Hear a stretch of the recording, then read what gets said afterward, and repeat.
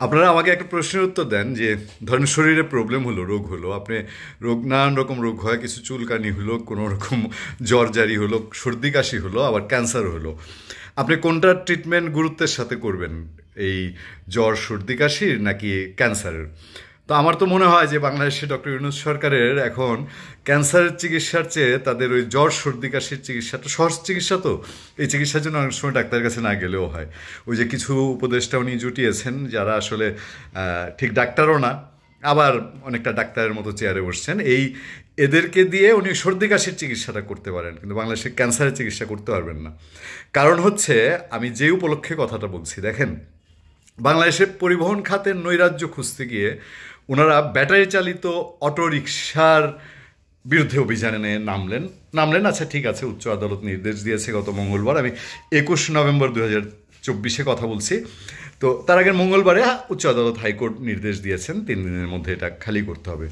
তো বাপু, এই ক্যান্সার তো বাংলাদেশের রাজনীতিবিদরা তৈরি করেছেন, এবং ধীরে ধীরে এই ব্যাটারি চালিত অটোরিকশার উপরে শুধু ঢাকা না, সারা দেশে এখন লক্ষ লক্ষ মানুষ নির্ভরশীল, ডিরেক্ট অ্যান্ড ইনডিরেক্ট।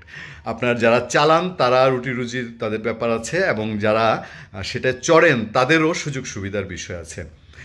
রাস্তায় নেমে বাংলাদেশে আইন শৃঙ্খলা বাহিনীর সবচেয়ে বড় শক্তি তাদের ব্যাটারি চালিত অটোরিকশার যারা চালান, তারা এই রিক্সা উচ্ছেদের বিরুদ্ধে আন্দোলন শুরু করলো, এবং তাদেরকে ঠেকাতে হলো, তাদেরকে মোটামুটি দু একটা লেফট রাইটের মধ্যে দিয়ে তাদেরকে ঠেকানো গেল। কিন্তু সমস্যার কি সমাধান হলো? এই লোকগুলোর কি হবে? এই লোকগুলো কিভাবে বাঁচবে? সেটা তো অনেক বড় মাপের কথা। তার চেয়ে বড় কথা হলো, পরিবহন সেক্টরের নৈরাজ্যের মূল জায়গায় কি ডক্টর ইউনূস সরকারের হাত দেওয়ার সাহস নাই? এই প্রশ্ন কি উঠতে পারে না? ডক্টর ইউনূস সরকার বাংলাদেশের পরিবহন সেক্টরের যেসব রাঘব বোয়ালরা আছে, যারা এই ভাড়া নিয়ে লাগামহীন ভাড়া, আওয়ামী লীগ সরকারের সময় একদিকে জ্বালানির তেলের দাম বেড়েছে 2 টাকা, আর পরিবহনের ভাড়া বেড়েছে 20 টাকা, এটা কি দেখে না? নাকি এই সরকার এখানে হাত দিতে আগের রাজনৈতিক সরকারগুলোর মতন ভয় পাচ্ছে? আপনার পরিবহন খাতে ঢাকা শহরে এই লক্কর বাস, মেয়াদোত্তীর্ণ বাস, এবং মানুষের উপরে হয়রানি নির্যাতন, ভাড়ার নামে যাচ্ছে তাই কাণ্ড কারখানা, দূরপাল্লার ভাড়ার নামে যাচ্ছে তাই কাণ্ড কারখানা, এইগুলো কেন যেন এই নোবেল লরেট ডক্টর ইউনূস তার নেতৃত্বাধীন সরকার সেই জায়গায় কোনো সিস্টেমে আনার কোনো উদ্যোগ এই 3 মাসে অন্তত আমাদের চোখে সেভাবে পড়েনি। পরিবহন সেক্টর কত হাজার কোটি টাকা হাতিয়ে নিচ্ছে, এবং পরিবহন সেক্টরের লোকজনের মাস্তানি, তাদের গুন্ডামিতে কত প্রাণ যাচ্ছে, তাদের ড্রাইভারদের অদক্ষতা, তাদের ড্রাইভারদের এই লাইসেন্সবিহীন চালকের হাতে গাড়ি তুলে দেওয়া, তা বাচ্চা কাচ্চার হাতে গাড়ি তুলে দেয়া, এই ঢাকা শহরের লেগুনা সহ এই টাইপের যানবাহনের যে একটা মানে রাস্তায় নামলে মনে হয় যে ওরা ফাইটার চালাচ্ছে, ওই লেগুনা চালাচ্ছে না। এইগুলোর বিরুদ্ধে কোনো দৃশ্যমান কোনো পদক্ষেপ নাই। এখন উচ্চ আদালত রায় দিয়েছেন, সেই রায়ের বিরুদ্ধে তারা অভিযানে নামতে বাধ্য। কিন্তু আমার প্রশ্ন হলো, পরিবহন সেক্টর, পুরো সেক্টরে যে একটা ভয়াবহ নৈরাজ্য, এত এত বাস, প্রাইভেট কার, যেগুলো কোনো নিয়মকানুন মানে না, কারণ সাহেবরা ওখানে বসে থাকেন, কারণ সাহেবদের লেজে পাড়া দেওয়ার সাহস কি এখনও কারো হবে না?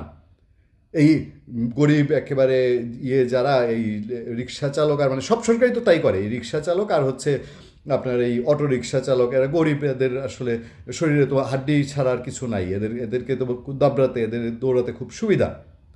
এখন পরিবহন সেক্টরের বিশেষ করে বাস, যে সেক্টরটা, বাস, সেটা দূরপাল্লার বলেন আর ঢাকা শহরের বলেন, এদের পেছনে লাগার কি কোনো যৌক্তিকতা নাই? এদের পেছনে দৌড়ানো যায় না নাকি?